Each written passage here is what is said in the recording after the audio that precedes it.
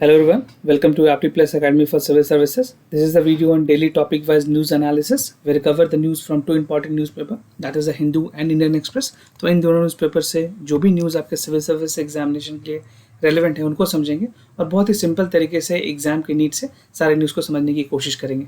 So let's get started. And today is 3rd of August. So these are the list of the topic that I'll be discussing. The first topic is rebuilding and reviving the economy, that is Indian economy. Second topic is lesson from the Sri Lanka's election, which is scheduled for basically August 5.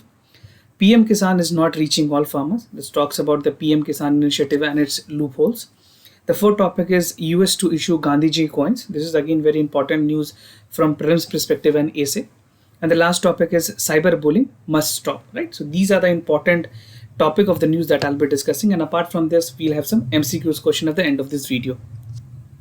And those of you who are new to our channel, do not forget to subscribe Apti Plus Academy for Civil Services on YouTube, and do not forget to hit a like button on this video. Now starting with the first topic, that is rebuilding and reviving the Indian economy.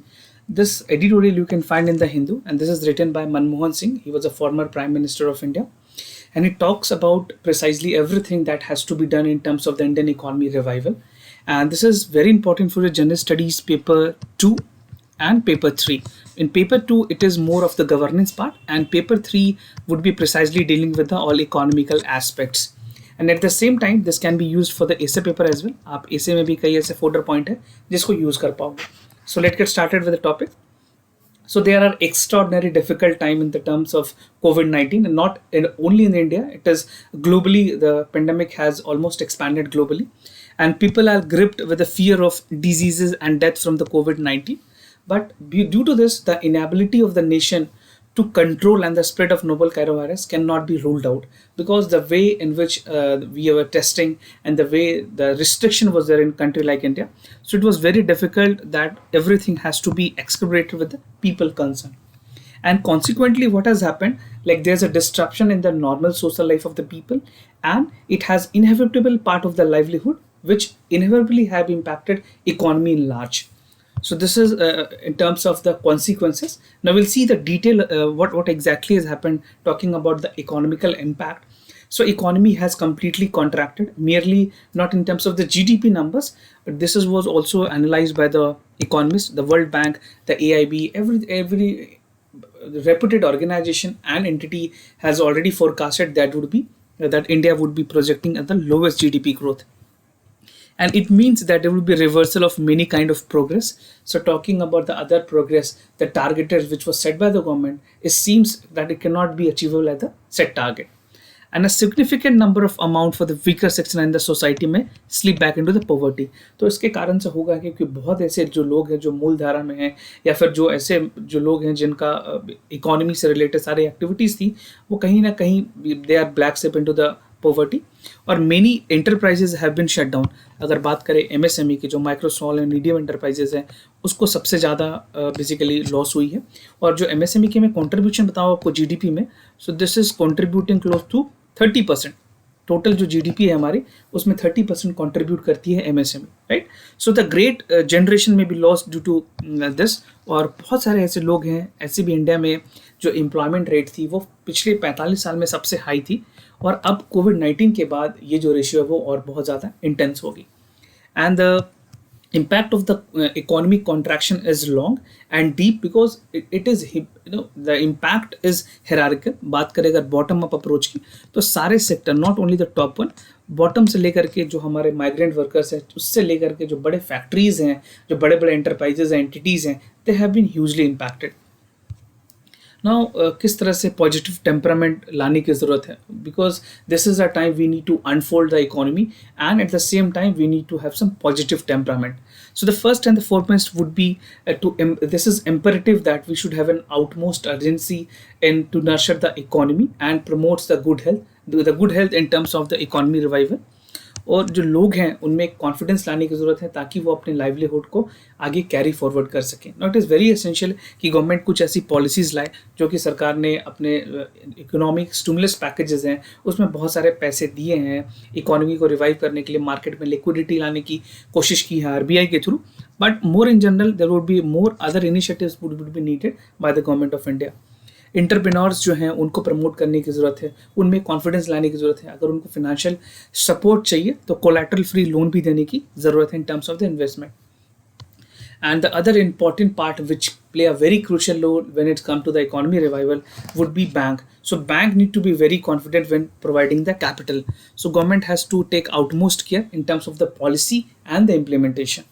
और जो हमारी multilateral organisation है उनको confident feel करने की ज़रूरत है in terms of providing fund to India, because many multilateral organisation are not in the position that they could lend more amount to India और एनी अदर कंट्रीज। तो यहाँ पे ज़रूरी होगी कि एक पॉजिटिव एस्पेक्ट्स के साथ इंडिया अगर लेंड करती है तो that should be substantially use for the nation building and economy revival, right. अगर सोवरेन रेट्स की बात करें तो agencies must feel about the India's ability to fulfil the financial obligations, जो हमारे वित्तीय ऑब्लिगेशंस हैं या जो हमारे बेसिकली अगर बात करें फिनेंशियल टर्मिनोलॉजी की या फिर फिनेंशियल रिस्टोरेशंस की, तो यहाँ पे ये सारी ऑब्लिगेशंस को पूरी करने की ज़रूरत है ताकि जो इकोनॉमी ग्रोथ है वो एक सस्टेनेबल तरीके से चले और जो भी हमें लॉस हुई है पिछले टाइम में that can be revive with in 1 or 2 year, right. So at least it will take 1 or 2 year to get revive of the economy. ना मनरेगा की बात करें तो मनरेगा में जो कैश सपोर्ट है this has acted as a tool in terms of the कोविड-19। तो एक एक्सट्रीम जो जिस तरह देखा गया था इकोनॉमिकल पुअर में बहुत सारे माइग्रेंट लेबर जो कि वापस जो कि बेसिकली अगर बात करें अगर जो सिटीज़ में थे they were migrated to the rural area, तो मेनी पीपल हैव माइग्रेटेड और उस केस में उनको अगर काम देने के लिए MNREGA has supported them a lot. तो एग्रीकल्चर एक्टिविटीज़ की अगर बात करें तो यहाँ पे 62 मिलियन जो डिमांड है उसकी इंक्रीज़ की गई थी मनरेगा में, और जो प्रोग्राम है that has created the minimum wage, और गवर्नमेंट ने मिनिमम वेज जो 280 रुपीज़ थी 282 उसको बढ़ा करके 300 के आसपास 302 रुपीज़ कर दिया था, 20 रुपीज़ की इंक्रीज़ की गई थी इसमें। एंड जो नंबर ऑफ जो एम्प्लॉयमेंट दिखी गई है मनरेगा में, जो रिक्वायरमेंट दिखी गई है वो 10 टाइम्स है, राइट। तो पिछले जितने लोग काम किया करते थे उससे रिक्वायरमेंट बढ़ के 10 टाइम्स हो गई है। So this is because of the कोविड-19, because many people have migrated to their native cities and town. उसके बाद इट इज़ एविडेंट कि जो डिस्प्लेस नॉन एग्रीकल्चर वर्कर्स हैं चाहे वो स्ट्रगल कर रहे हैं, they need to met their targets. तो गवर्नमेंट यहाँ पे स्पेशली अगर मैं फार्मर्स की बात करूँ तो फार्मर्स को जो कॉन्ट्रैक्ट फार्मिंग है उसके लिए भी प्रमोट किया गया। जो हमारी एसेंशियल कमोडिटीज़ एक्ट हैं उसमें बदलाव लाए गए। एसेंशियल कमोडिटीज़ के बारे में मैंने आपको पहले भी काफ़ी न्यूज़ सीरीज़ में समझाया हुआ है, तो आप एक बार उसको भी देख लें। तो एसेंशियल कमोडिटीज़ में गवर्नमेंट ने ऑलमोस्ट 10 ऐसे आइटम्स हैं जिनको डीरेगुलेट किया and there would be no under the essential commodities act, तो डायरेक्ट फार्मर्स उसको सेल कर पाएंगे।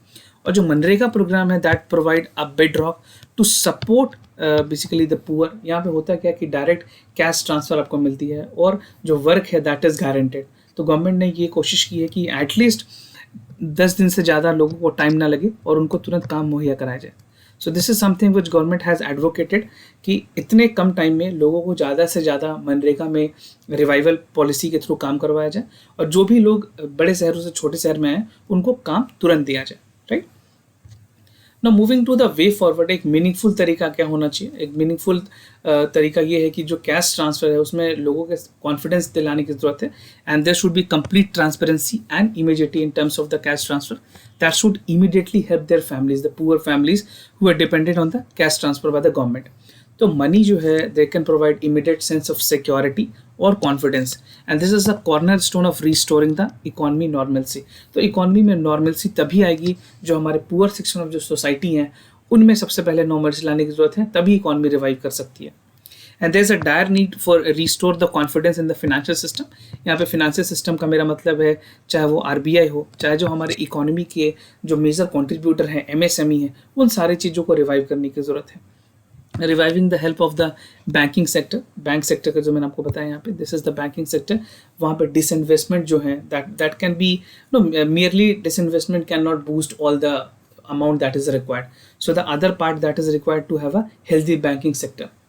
उसके अलावा जो कॉर्पोरेट रेट कट्स है उसको करने की ज़रूरत है and this was announced but let's see how it will boost the investment, because अगर कॉर्पोरेट रेट टैक्स कट होती है तो जो इकोनॉमी में जो कंट्रीब्यूशन है इनका कॉर्पोरेट टैक्स का वो भी कम हो जाएगी। तो अगर ये टैक्स कम हो रही है तो this would ultimately lead to the nation building, तो इनको कहीं ना कहीं खर्च करने की ज़रूरत पड़ेगी, राइट। तो जो टैक्स गवर्नमेंट ने कट किया है that need to be invested in some way. उसके अलावा India need to make full loan program of the international institution, चाहे वो इंटरनेशनल मॉनेटरी फंड हो, IMF की बात करूं, या वो IMF हो या फिर वर्ल्ड बैंक हो, इन दोनों ऑर्गेनाइजेशन से अगर लोन मिल सकते हैं जो बेसिकली इंटरेस्ट फ्री लोन हो या फिर बहुत कम मिनिमल अमाउंट पे अगर लोन मिले, तो this can be taken to revive the economy and restoring the confidence through direct cash assistance, चाहे वो किसी भी प्रोग्राम हो, मनरेगा हो या कोई भी गवर्नमेंट के PM किसान स्कीम्स हो, इन स्कीम के थ्रू, एक वेलफेयर प्रोग्राम के थ्रू लोगों में कॉन्फिडेंस लाने की ज़रूरत है ताकि वो अपने लाइवलीहुड को एक अच्छा लाइफ दे सके and they can spend more in their earning, right? So whatever they earn, that can be adequately spended out, and this would only boost the confidence in the economy and the migrant workers. They can ultimately help in the revival of the economy. तो ये सारी चीज़ें हैं, this can help them out. Now आगे बढ़ेंगे अपने दूसरे topic की तरफ, that is lesson from the Sri Lanka's election. So this is by SY Qureshi. Basically जो श्रीलंका में इलेक्शन शेड्यूल है उसके बारे में बात की गई है, किस तरह से जो बिहार में इलेक्शंस हैं उसके लिए कुछ रेफरेंस ली जा सकती हैं. So this is there in the Indian Express and this again can be helpful for your general studies paper 3 and general studies paper 2 as an case study, right. तो after successful containment of the कोविड-19, श्रीलंका ने क्या कोशिश की कि वहाँ जो parliamentary election है that is schedule for 5 August, और वहाँ पे जो 19th अमेंडमेंट चेंजेस लाई गई थी उसके बाद कम से कम जो मिनिमम टर्म रखा गया है वो 4.5 ईयर रखा गया है पार्लियामेंट्री इलेक्शंस के लिए, राइट. तो this is term, if it's completed the government, a new government can be formed. और एडिशनली श्रीलंका गवर्नमेंट ने एक हेल्थ गाइडलाइन भी इशूड की है जिस तरह से लोगों को इंगेज किया जाएगा और डोर टू डोर कैंपेन करने की जरूरत है with 5 peoples, right, not more than that. ना गाइडलाइन अगर बात करें जो कोविड-19 को लेकर के, तो इसमें गवर्नमेंट ने स्ट्रिक्टली ये कहा है कि 300 से ज़्यादा पार्टिसिपेंट्स अलाउ नहीं किए जाएंगे और नेसेसरी हो so this can be increase to 500 and all the participants have to maintain 1 metre distance, पर जो कि पूरे वर्ल्ड वाइड में जो WHO की गाइडलाइन है उसी को फॉलो कर रहे हैं. Sanitiser, mask and gloves is mandatory and the ministry of health has issued a detailed guideline regarding the all precautionary measures that has to be taken in the booth, in the election poll and in the counting and during the term of the contesting the elections. तो ये सारी चीज़ों में जो health ministry की guideline है श्रीलंका की वो फॉलो करने की ज़रूरत है. तो पोस्टल वोटिंग की अगर बात करें, जो पोस्टल वोटिंग है उनकी कुछ अपनी लिमिटेशंस होती हैं. पब्लिक ऑफिसर्स या फिर ऐसे ऑफिसर जो इलेक्ट्रल ड्यूटी पे होते हैं या वैसे हमारे कोई सैनिक हो उनको दी जाती है पोस्टल वोटिंग. तो ये पोस्टल वोटिंग के बारे में थोड़ी सी यहाँ पे मैं आपको बता दूँ. इट इज़ कॉन्ट्री की जो बहुत सारे कंट्रीज़ हैं उन्होंने पेंडेमिक के टाइम में पोस्टल वोटिंग को एक ऑप्शंस के तौर पे देखा है. अगर इंडिया की बात करें तो यहाँ पे सिर्फ आर्म फोर्सेस, वैसे लोग जो इलेक्ट्रल ड्यूटी में इंगेज्ड हैं या फिर ऐसे सीनियर सिटीजन जो 80 ईयर्स के ऊपर हैं उनको ही पोस्टल वोटिंग अलाउड की गई है. बट जो कोरिया की एग्जाम्पल है कोविड-19 को देखते हुए, इन्होंने क्या किया था, जो पोस्टल वोटिंग उसको ज़्यादा से ज़्यादा प्रमोट किया. तो जो वोटर टर्नआउट है वो 66.2% देखी गई है पिछले 28 सालों में and this is in the recent election. So this example can be used और श्रीलंका भी इसको यूज़ करेगी. And at the same time अगर ऐसी ज़रूरत आती है तो जो बिहार के इलेक्शन है या इंडिया में जो भी अपकमिंग स्टेट लेजिस्लेटिव असेंबली के जो इलेक्शंस हैं उनमें भी इस तरह की चीज़ों को यूज़ किया जा सकता है. तो क्या चैलेंजेस है इलेक्शन कमीशन के सामने? तो इलेक्शन कमीशन के सामने जो सबसे बड़ी चैलेंजेस होगी कि किस तरह से जो एक्सपेंसेस है उसको चेक किया जाए, जो पॉलिटिकल पार्टीज़ की जो लिमिटेशन रखी गई है एक्सपेंसेस की उसको चेक करना. And with limited fund disposable EC has to contract a full proof election, because election commission एक ऐसी बॉडी है जो कि एक ट्रांसपेरेंट इलेक्शन कंडक्ट कराने के लिए जानी जाती है. और जो आउटकम होगी इसकी वो भी देखना काफ़ी अहम होगा वहाँ के इलेक्शन कमीशन का, क्योंकि जो रिजल्ट आएगी वो इस टाइम पे आ रही है जहाँ पे हमारे चाइना के साथ रिलेशंस अच्छे नहीं हैं और श्रीलंका के जो रिलेशन है चाइना के साथ वो काफ़ी इंटेंस हुए हैं और ग्रो हुए हैं. और चाइना ने बहुत ही ज़्यादा इंफ्रास्ट्रक्चर इन्वेस्टमेंट किया है श्रीलंका में, इंफ्रास्ट्रक्चर बूट करने की कोशिश की है. तो देखना होगा श्रीलंका बाद में जो गवर्नमेंट फॉर्म करती है वो चाइना सेंट्रिक होती है या इंडिया सेंट्रिक होती है, right. So this is would be the important point in terms of the new formation of the government in Sri Lanka. इसी के क्रम में जो मैं आपको बताया था शुरुआत में, लेसन क्या लेना चाहिए बिहार इलेक्शंस में. तो जो श्रीलंका ने बेसिकली इलेक्शंस करने की बात की गई है या फिर कोविड-19 को कंट्रोल करने के बाद वहाँ पे इलेक्शन स्टार्ट किए जा रहे हैं, बट बिहार में इस तरह का सिचुएशन नहीं है. बिहार में अभी भी जो कोविड-19 के केसेस हैं वो सर्ज पे ही हैं. तो इस टाइम पे ये काफ़ी ज़रूरी होगा कि सारे प्रिकॉशनरी मेजर्स फॉलो किए जाएँ. जो भी मैंडेटरी प्रोविजंस है मिनिस्ट्री ऑफ हेल्थ की जो गाइडलाइन है, जो WHO की गाइडलाइन है उसको फॉलो की जाए. और साउथ कोरिया के साथ एग्जाम्पल लेके जो टेम्पलेट है जो मैंने आपको बताया, this is regarding the postal voting. तो पोस्टल वोटिंग की जो मेथडोलॉजी है अगर वो लिए जा सकते हैं, but at the same time postal voting में जो ट्रांसपेरेंसी है उसको मेंटेन करने की ज़रूरत है, क्योंकि पोस्टल वोटिंग में ट्रांसपेरेंसी अगर मेंटेन नहीं की तो जो इलेक्शंस हैं, जो फेयर इलेक्शंस हैं, उसकी फिर जो मेन जस्ट है वो रह नहीं पाएगी, राइट। एंड श्रीलंका में प्रोवाइड मोर इनसाइट्स। श्रीलंका में इलेक्शंस हो जाती हैं, इस रिजल्ट में जो इसने या फिर जो अगर पोस्टल बैलेट की बात करें, ये सारी चीज़ों की एक इनसाइट मिल सकती है बिहार इलेक्शंस में। तो we have the lessons to be learn from South Korea, और जो रिसेंट में जो रिजल्ट आएगी 5 अगस्त के बाद श्रीलंका से, इन दोनों के रिजल्ट्स को, इन दोनों के जो लेसन्स हैं उनको बिहार इलेक्शंस में यूज़ किया जा सकता है। Now the third topic is PM Kisan is not reaching all farmers. So this is again in the Indian Express. PM किसान को लेकर के बातें की गई है कि किस तरह से इस पॉलिसी की लिमिटेशंस है और क्या लूप होल्स हैं। तो ये आपके प्रीलिम्स के लिए भी काफ़ी ज़रूरी है, और जनरल स्टडीज़ के पेपर 3 में यहाँ पे सवाल पूछे जा सकते हैं। तो प्रधानमंत्री किसान सम्मान निधि जो है इंट्रोड्यूस की गई थी 2018 में to manage the agriculture stress, और बेसिकली एक टाइप का यूनिवर्सल बेसिक इनकम टारगेट रखा गया था इस स्कीम के थ्रू। यूनियन बजट पे जो पूरी फंड एलोकेट की गई थी 75,000 करोड़ रुपीज़ के आसपास इसमें एलोकेट की गई है फॉर 2021, राइट। तो पीएम किसान स्कीम है क्या? बेसिकली सेंटर स्पॉन्सर्ड स्कीम है जो कि 100% फंडेड है गवर्नमेंट ऑफ इंडिया से, इम्प्लीमेंट की जाती है मिनिस्ट्री ऑफ एग्रीकल्चर और फार्मर वेलफेयर के द्वारा। और इस स्कीम के अंदर जो सेंटर है वो अमाउंट ट्रांसफ़र करेगी 6,000 per year in 3 equal instalment farmers को, उनकी डायरेक्टली बैंक अकाउंट को डीबीटी ट्रांसफ़र होगी, और ऐसे फार्मर को जिनके पास एक साइजेबल लैंड होल्डिंग है। और इसका जो पूरा एम है is to supplement the financial need of the small and marginal farmer, जो हमारे छोटे किसान हैं उनकी मदद करने के लिए, और इंश्योर ये करने के लिए कि उनकी प्रॉपर हेल्थ जो फार्म हेल्थ है उसको इंश्योर किया जाए, और एंटिसिपेट किया जाए कि जो फार्मर इनकम है at the end yield some good productivity. और जो एंटायर रिस्पॉन्सिबिलिटी है of the identification and beneficiary of the families with in the state and the union government, right. इस स्कीम के अलावा कुछ टारगेट रखे गए हैं इस स्कीम में। इनिशियली इस स्कीम की जो टारगेट थी वो small and medium land farmers रखे गए थे, बट उसके बाद इसको जो और भी किसान हैं सारे किसान के लिए इंक्लूड कर दिया गया। So not only the small and medium land farmers but all the farmers are included under this. और जो पीएम किसान है that is a very useful in providing the support to farmer during this lockdown, और प्रधानमंत्री जो गरीब कल्याण packages है उसके साथ इसको इंक्लूड कर दिया गया, इसमें मर्ज कर दिया गया है, right. And this is very useful way for relieving the stress during the lockdown. तो ये एक बहुत ही पॉजिटिव गवर्नमेंट ने एटीट्यूड दिखाते हुए इनको क्लब कर दिया है, ताकि जो फार्मर्स है, जो डिस्ट्रेस फार्मर है या जो छोटे फार्मर है, उनको भी इसका मदद मिल सके।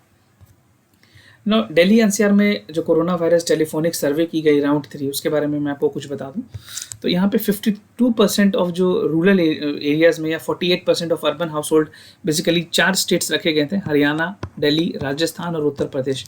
तो इनमें सर्वे से ये पता चली कि जो एक्सटेंट है, जो फार्म लॉस है वो काफ़ी ज़्यादा है, और जो पीएम किसान है उन्होंने बहुत हद तक लोगों की मदद करने की कोशिश की, बट उसकी जो परसेंटेज है वो काफ़ी कम है। 18% के आसपास ही लोगों को सिर्फ सक्सेस मिली है, और 18% ही फार्मर्स ऐसे हैं जिनको इसका बेनिफिट मिल पाया। तो टोटल हाउस होल्ड की जो सर्वे की गई थी वो 3,466 रखे गए थे, और उसमें 18% have reported to be the primary source of household income.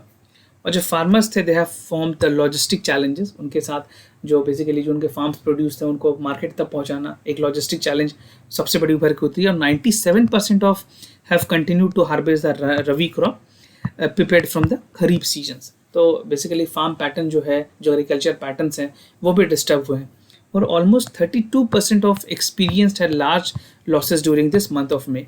तो बेसिकली जब अप्रैल में, मार्च में लॉकडाउन हुई, उसके बाद अप्रैल में there was a stringent all the strict precautionary measure was taken, तो उसके जो कॉन्सिक्वेंसेस थे वो मई में देखे गए, और 32% ऐसे फार्मर्स थे जिनको ह्यूज लॉस हुआ है। ना कुछ अदर इंपॉर्टेंट फाइंडिंग जो है इस रिपोर्ट की, तो PM Kisan is not reaching to all farmers, ये इस रिपोर्ट का कहना है, सर्वे का कहना है। और most of the farmers basically in UP, Haryana और Rajasthan they have their own, they have sown receiving the benefits. कुछ 3 स्टेट्स में बेनिफिट्स देखे गए हैं। 21% किसान ऐसे हैं they have cultivated and reported the benefits, right. 18% से कुछ 3 स्टेट में मिला करके दिस इज बेसिकली 18% ओवरऑल है, और ये 3 स्टेट में मिला करके 21% है। And the scheme has a poor pro reception of the PM Kisan. that seems to benefit the rural population and benefited during the lockdown. But again यहाँ पे limitation की बात की गई है, जो पीएम किसान स्कीम है इसके चैलेंजेस के बारे में, लूपहोल्स के बारे में बात की गई एडिटोरियल में. तो आप अगर आंसर लिखोगे तो बहुत ही न्यूट्रल व्यू और इसको कैसे और अच्छा किया जा सकता है इम्प्लीमेंटेशन पार्ट में, उस पर आपको ध्यान देने की ज़रूरत है. तो बढ़ेंगे अपने अलग टॉपिक की तरफ, जहाँ पे UK to issue the Gandhi ji coin. This is again very important for your prelims examination.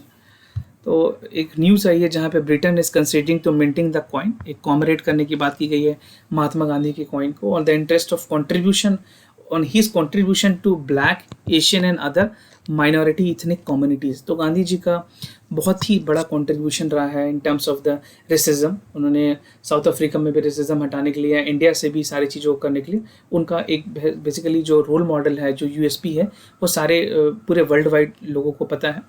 And British के जो फ्रांस मिनिस्टर है ऋषि सुनक, उन्होंने कहा कि जो रॉयल मिंट है, उन्होंने एडवाइस किया, दे हैव एडवाइस कि इंडिविजुअल लेवल पे those the community would be asking the Britain to commemorate this coin.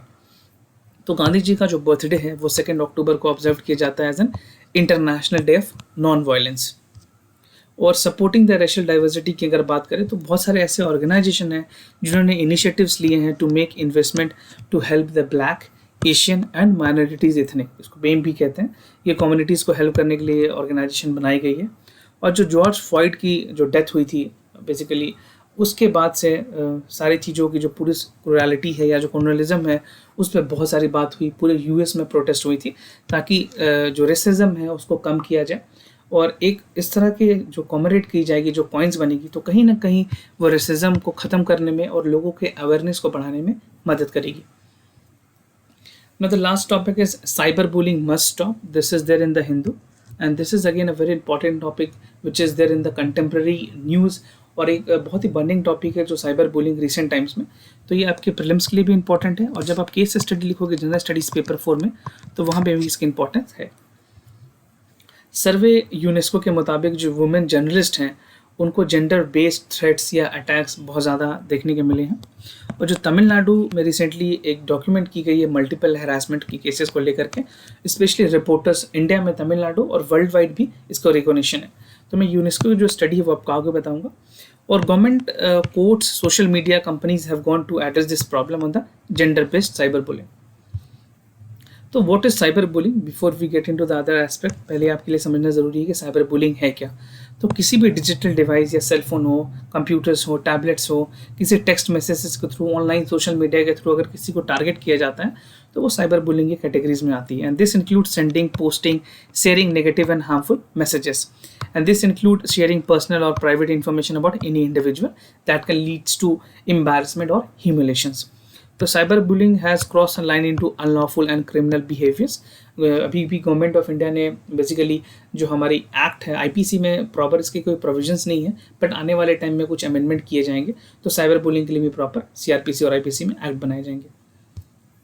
कुछ डिस्टर्बिंग ट्रेंड्स हैं जहाँ पे मैंने आपको तमिलनाडु के बारे में बताया. उसके अलावा यूनेस्को की जो सिम्पोसियम है उनमें standing against the online harassment of women and journalist what works, इस पर एक डिस्कशन हुई थी जहाँ पे 2012 की जो स्टडीज़ है वो कुछ डिस्टर्बिंग्स ट्रेंड शो करती है regarding the gender biased cyber bullying. और गवर्नमेंट को ये ज़रूरी है कि ये सारी चीज़ों को एड्रेस करे. खास करके जो वुमेन जर्नलिस्ट हैं they are trying to reach out not only to the government but also to the platform कॉग्निमेट लाइक ट्विटर, फेसबुक और gender based sensitive algorithms. So socially भी लोगों को अवेयर करने की ज़रूरत है. And all researcher have been studying the journalist safety nets, या talking about the emotional and physical consequences of women journalists that has to have a long fasting anxiety trauma to the individual, right? तो basically ये जो पूरी सर्वे है वो women's को लेकर के, और वुमेन्स में भी एक ऐसी कम्युनिटी जो कि रिपोर्टर्स हैं, जो कि मास मीडिया में काम कर रहे हैं, या कि जो ऐसे लोग हैं जो कि मेन स्ट्रीम में लोगों को अवेयर करने की कोशिश कर रहे हैं, उनको सबसे ज़्यादा टारगेट किया जा रहा है. नो साइबर बुलिंग अगर वर्ल्ड वाइड की मैं बात करूँ तो this is the report of 2018. India में जो चिल्ड्रन साइबर बुलिंग है that is 37%, Brazil 29, United states 26, south Africa में 26, बेल्जियम 25, और सबसे कम जो साइबर बुलिंग है वो रशिया में की जाती है. So India tops the rank with 37%, right. और मैं ये बता दूं कि हमने एक daily answer writing platform channel start किया है अपने टेलीग्राम चैनल पे. हर सुबह आपको यहाँ पे क्वेश्चन मिल जाएगी, और अब इसके आंसर जो है 6 PM तक लिख के भेज सकते हैं। वीडियो के डिस्क्रिप्शन लिंक को चेक कर लें, जहाँ पे इसके आपको करेक्ट आंसर बेसिकली उसके लिंक मिल जाएंगे। Now coming to the MCQs question of the day. So the first question is from geography. With regards to earthquake, consider the following statement. The tectonic plate of the earthquake is generated due to slitting of rock along with the faulty plane, and the point from where earthquake is released is called the epicenter. So this is the origin. So which among the following is the correct answer? A, B, C or D? So you can write your answer in the comments down below. Now coming to the second question, this is from the general science. With regards to generic drug, consider the following statement. Generic medicine work at the same way and provide the same clinical benefits to the brand name version, and generic drugs cost less than the brand name medicines. So this is again an easy one, but again important. So you have to tell me which is the correct answers, A, B, C or D. So write your answer in the comments down below, and if you have any other concern, do let us know. We'll be more than happy to assist you. For time being, I'm signing off. Wish you all the best. Stay home, stay safe. Thank you so much.